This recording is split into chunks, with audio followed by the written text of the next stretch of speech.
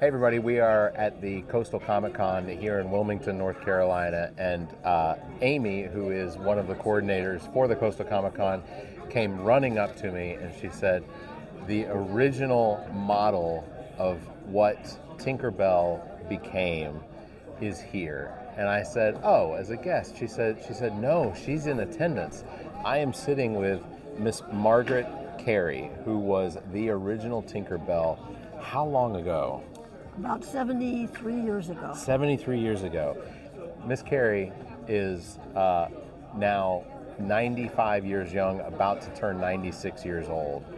And so have you been to, I mean, as your time as the model as Tinkerbell, have you been to conventions like this before? Oh my, yes. I was a widow for 20 years. And that was just about the time when Comic-Con was coming up. So I was invited, and I have friends all over the world from Comic-Con and that type of, and they are such fun. They are such fun. And people hesitate, listen, I don't know exactly what that is. Come and find out. Yeah. You make more friends and you see crazy things and wonderful things. And so I was there. The biggie, I guess, was D23. Okay. Yeah. That meant that Disney was for a year. Oh, there it is. Yeah. That's the pin for Tinkerbell. That's for awesome. 100 years. And so I have 3 more lined up that I'm going to. So let me ask you, how did it all sort of come about that you became, or Tinkerbell came from you, or that Tinkerbell was modeled after you? Okay, I'll make it as quickly as I can because it's a weird story. I was adopted when I was 3 and a half.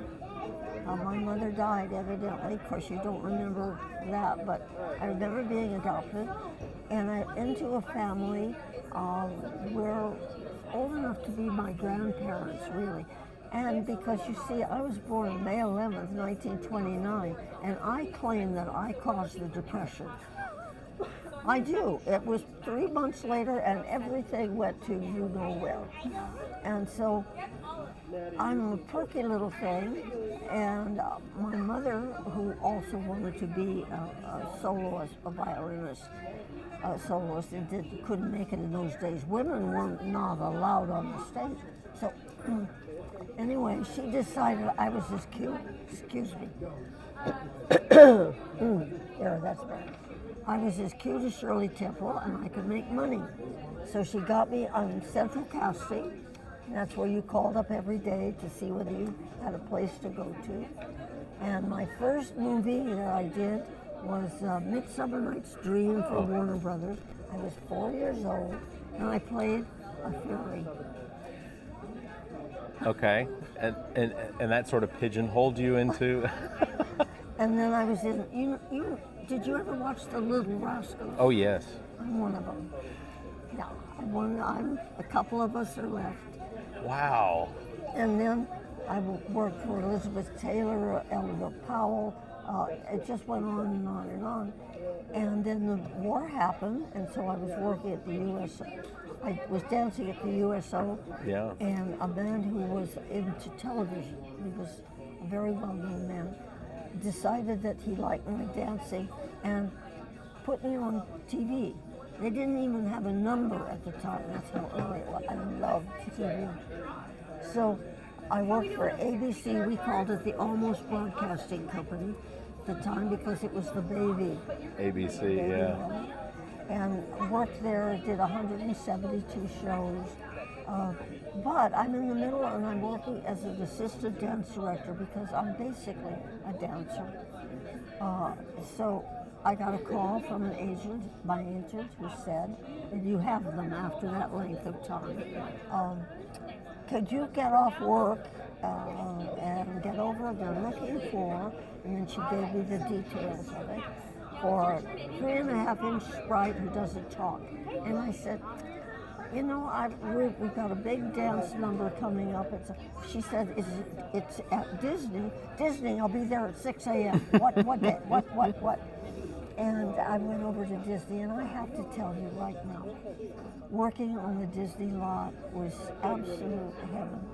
It is the most wonderful lot, and kind and thoughtful. And so anyway, I went in and I met this man who was known as the ladies' man on the 9 Old Men of Disney, the artist. Okay. And so Tinkerbell was certainly a lady. And then he showed me the picture, which was very close to what we started with. But the interesting part to me was I read Peter Pan, and the author never mentioned what she looks like. Right. She's no bigger than your hand and still growing. That much we know.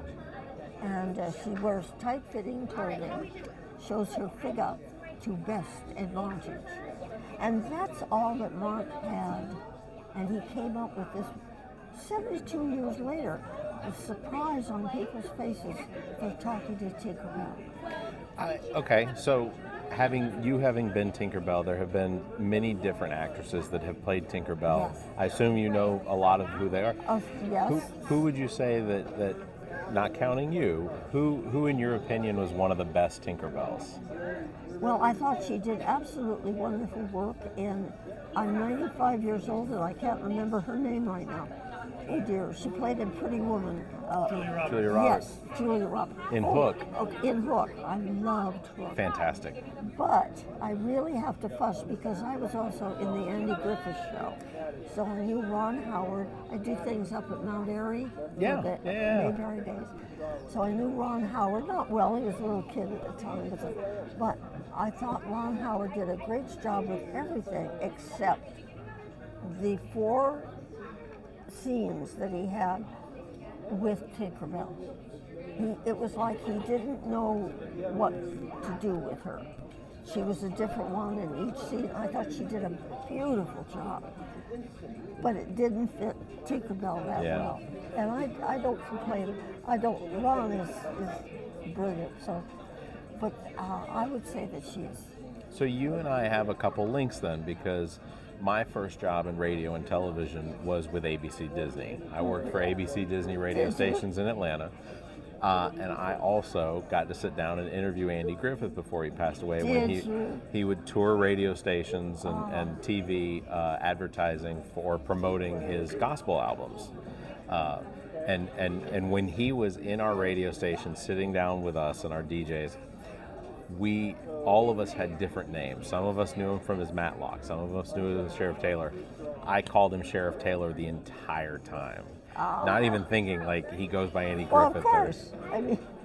And he answered to it, but easily one of the most friendly, loving individuals ever. Isn't he great? Well, I have to tell you that in my estimation, so is Walt Disney. Sure. You've heard many stories about it, but every time that I got a chance to talk to him and his family, I knew his family, not well.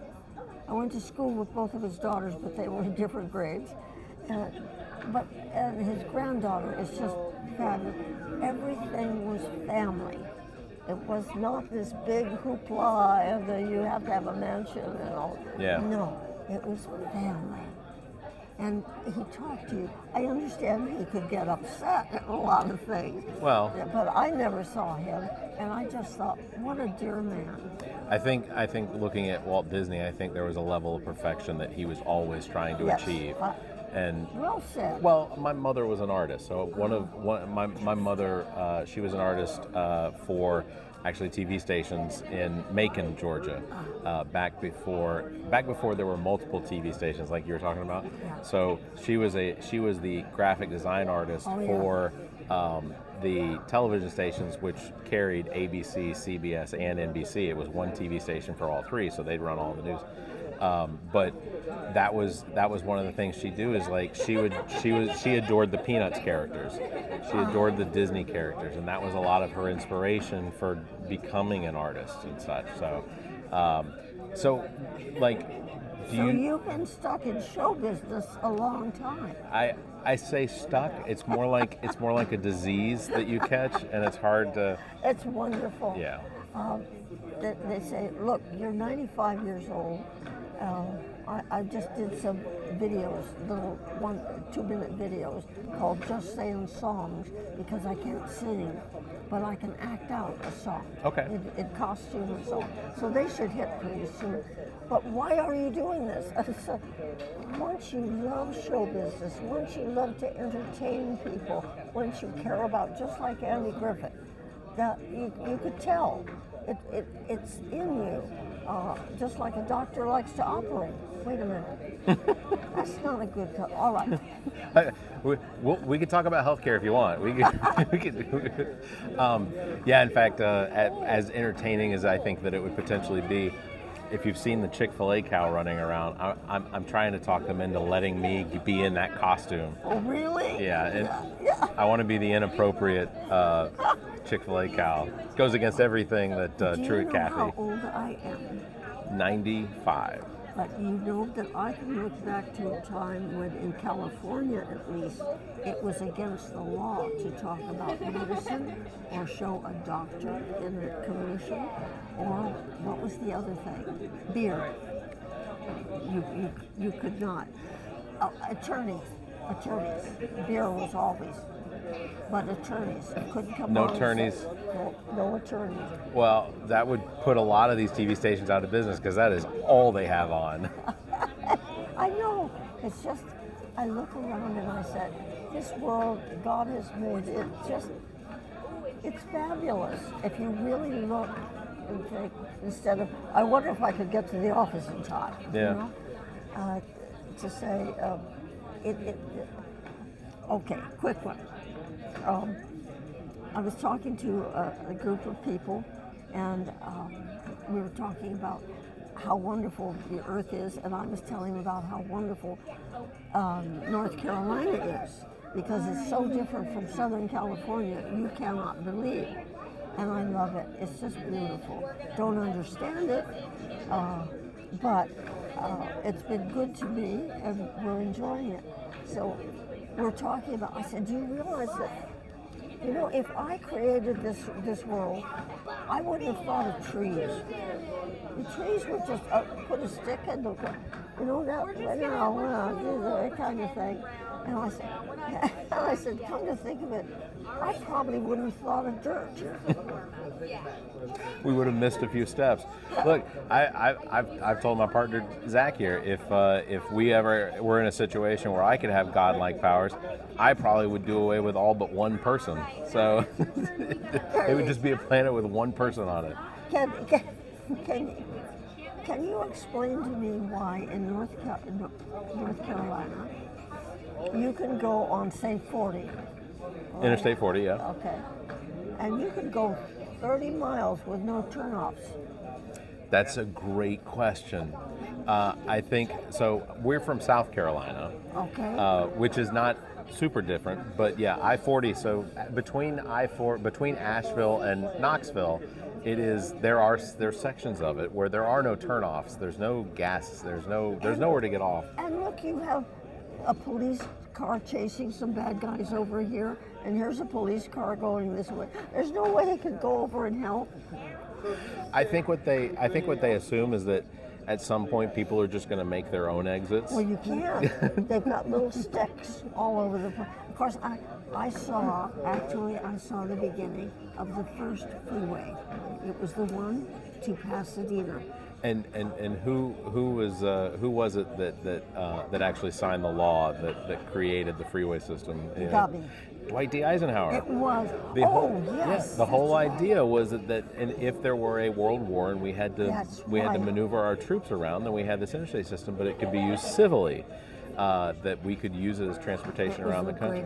It was, to me, I think it was the greatest invention or the greatest thought of. And we all loved him. Oh yeah. Yeah. So I mean, there wasn't anybody saying, "Oh, we don't want that." Well, and he warned us that the military-industrial complex was going to take over if we didn't stop and try and control it. But here we are. Well, my dad never got into the military, but he would drive a great big huge Chrysler, a big black one, about as big as you could get. And we would go by the freeway, and my dad would watch it go back and forth and say, "It'll never work." And people ask me, how long are you going to stay with us? I mean, at your age. And I said, do you know the I-5 highway? Yep. And they go, when they complete it. Oh gosh. I'll think about it. But it's there are just certain things that you don't take with you, and you say, I wonder why they did that. Is there anything you think about that you wish that you had achieved that you potentially didn't get to do? No, by gosh. Well, there you go. I have 3 children. They're wonderful. I have 2 girls who are pastors and a son-in-law who is a pastor. They have their own church. My son, who is 71, is a comedian. He is Eric DeHoot. Okay. From Sweden. Yeah, he talks about this a lot. He's very Sweden. Good. He's from Sweden. I speak 21 different dialects. So. That is incredible. Yes, so, and about 48 different voices. So I've done about 600 cartoons for. That's amazing. Clutch Cargo, the new Three Stooges, all sorts of. So we do that all, and he is one of the cleverest men that you can imagine. So I have grandchildren, and I have great-grandchildren, and I have a new hubby who is just fabulous. He doesn't want more children, does he? We talked about it. He thought, science being what it is, maybe. Yeah, well, you never know with the market what's going to do. That's fair. That's amazing. You don't, to me, act like my mother. My parents are 84 years old this year, and they are as active as they possibly both can be. But you're right there in line with them. Is there a secret to that? Showbiz. Showbiz. You're number one. Just always on. Yes, you want to make people happy. You want to. I have a friend, bless her heart, that she starts in. I met so and so. Now I know that she's not going to do thus and so. I know we'll have trouble. Of course you will. But I've just been blessed with this. I want to tell you something else. My husband, who will be 100 in August, can do 100 sit-ups every other day. I can do 20 or 30. Sometimes I can do 40. And we exercise. We plan to exercise every other day. And it makes all of it, but I'm a dancer. Yeah. So that makes a difference, and I wish that there were more movement towards putting young people in some kind of a dancing class. Yeah, absolutely. Because they're full of rhythm. Yeah. They're ready I have 10-year-old twins, and one of the things that we have talked about wanting to do is get them into Irish or Celtic dancing. Oh yes. Yes. They do aerial yoga, which is that's great. Yeah, they do that sort of stuff. So, and talking about you doing sit-ups, it almost makes me want to. I'll lay down on the ground. You hold my legs, and you yell at me as I only get one in. I'm a fear. Well, let me, if I may, I tell people I live over at Davis residencies, where there are a lot of older people there. And some of them really mean they don't have a mate or something, and everything is available there for them to exercise. Yeah. And they mean to. But there was this wonderful story that I was told by one of my dear, dear friends. So you feel we'll say 55, you're doing fine. And yeah, you work out. Yeah, you really mean to. Yeah, you're going to do that and so on. And a law comes along, a law that the automobile that you are driving right now, you may never buy another automobile. You have to use that automobile for the rest of your life. The question is, would you look after that automobile? Yeah, absolutely. So this earth suit, if you start thinking, no, I've got to put some oil in, if that's what it takes, this is your transportation. Yeah, absolutely. I think I can get 20. I think maybe 25. Maybe 25. All right, that's more better. It has been a pleasure sitting and talking with you. It's been a delight. I am so glad that you were here and that they told us that you were here because I think that for a lot of people that potentially, I know that with young actors and actresses and things like that now, that it is sometimes an abusive industry with some of them. But I think that, having parents that are involved in taking care of it, that it really tends to be a much safer environment. And obviously it worked out very well for you. Yes. Yes, God was with me, I'll tell you. Yeah. As I say, what would have happened if Robert had not driven down that one road? And that was in France. That was in Amsterdam. Amsterdam. Who knew? What was Tinkerbell doing in Amsterdam? I have some ideas, but it may not have been. It may not have been it your. was a clothing store. It was all right. Well, it has been an absolute pleasure. I am so thankful that you got to sit down with us, and I hope that you have a wonderful time and you enjoy everything that the Comic Con has to offer. I'm having a grand time. There are some fantastic celebrities in there. I saw you got to meet Minnie Mouse, yes. Caitlin, who is awesome. I have met her before, but I have a thing called face blindness, Sure. So it's difficult for me. And they walk right up to me and tell me who they are, and I go, okay. I suffer from name blindness. Do you? No, I forget people's names all the time. Oh, yeah. Zach here. Oh. this is a me. Hi. A me. This is Miss Margaret. Hi, Miss Margaret. I will forget people's names all the time. My son I will call by my brother's name, and my brother I'll call by my son's name. It's awful. Now, if I may, somewhere along the line in the podcast, I do give talks on face blindness. Okay. And I mix it up with my career and where it worked and didn't work, because I only found out about 8 years ago that that's what it was. Interesting. And how I found out was, and 1 in 50 people have it. That's amazing. 50 people have it. That's frequent. But no one can tell you that they have it. They don't know how you see people. Yeah. No. Right? Absolutely. So I would love to give my time to anyone who would. Yeah, absolutely. In fact, is the woman that's assisting you? Is she Amy? Amy, she's with you all the time? No. Oh, okay. No. She drove all the way in with her hubby. Okay. From past Durham, Winston-Salem. Okay. That's where she lives and works.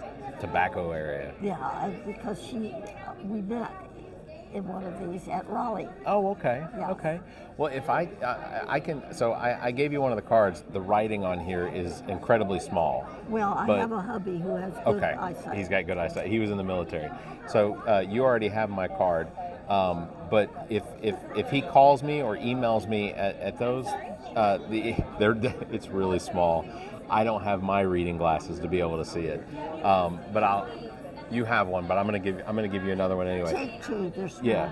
So we buy them in bulk. But if you or he'll get a hold of me, I would love to talk about that. I think that's a fascinating topic. Well, face me blindness. and Brad Pitt.